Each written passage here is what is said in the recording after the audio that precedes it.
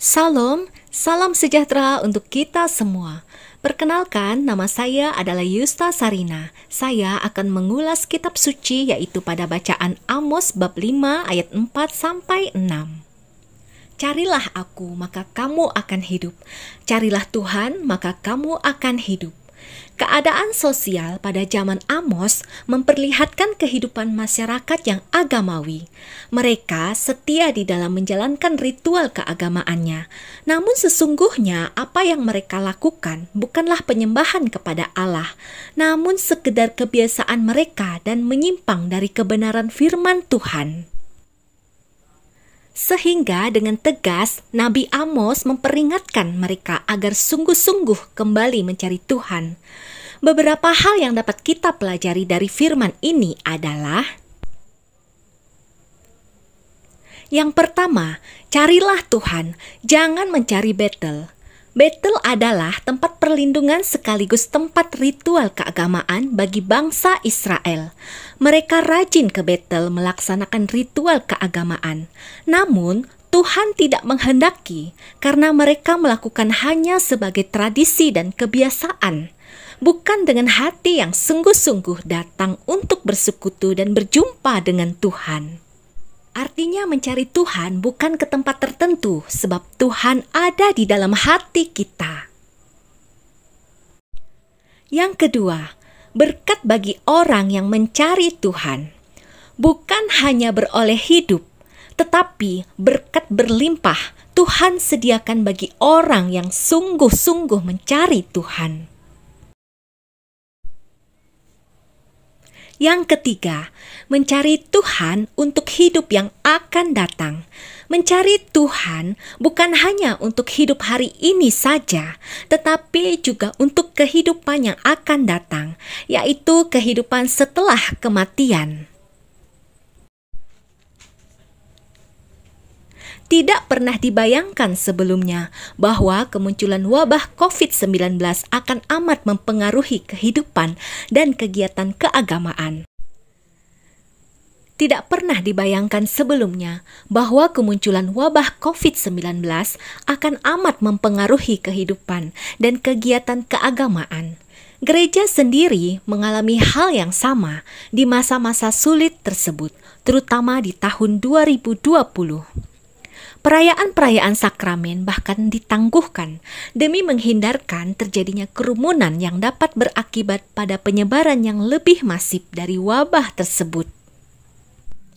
Perayaan besar seperti Paskah dan Natal di tahun tersebut dilakukan dengan protokol yang amat ketat, sehingga hanya beberapa orang saja yang bisa mengikuti secara langsung.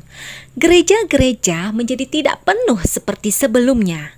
Dalam situasi seperti ini, gereja memperkenankan umat untuk mengikuti perayaan Ekaristi dan perayaan lainnya melalui tayangan televisi maupun media daring melalui fasilitas live streaming dari internet.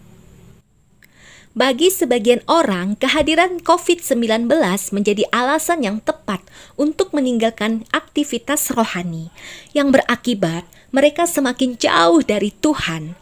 Sebaliknya, mereka yang memiliki kehidupan iman yang jujur, COVID-19 menjadi tantangan bagi perkembangan iman.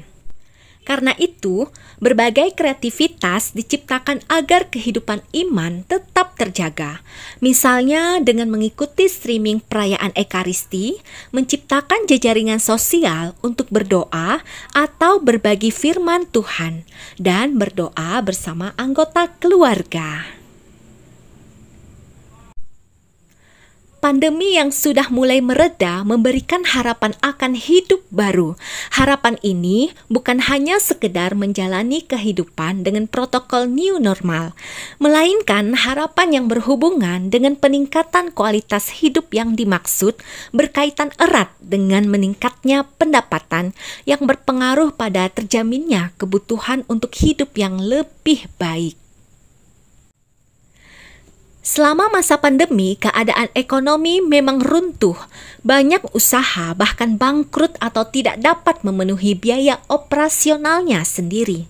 Banyak orang yang di-PHK dari pekerjaannya, pengangguran semakin bertambah, dan tindakan kriminal pun semakin meningkat. Belum lagi ditambah anggota keluarga yang banyak sakit dan membutuhkan biaya untuk berobat.